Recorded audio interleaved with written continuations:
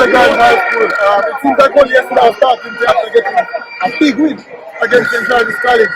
Not even bigger one against the Selassie. How are you feeling right now? That's all said. First, our praises be to God.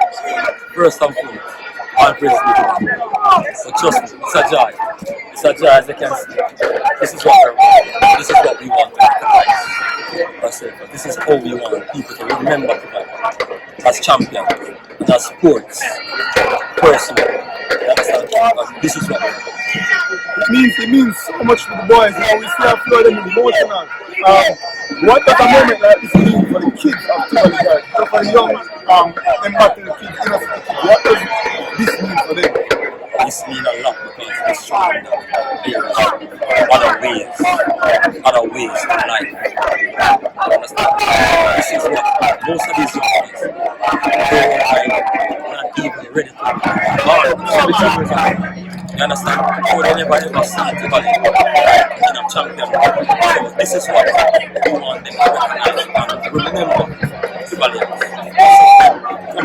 coming up. What do you say about your performance? Honestly, I'm pleased. I'm pleased.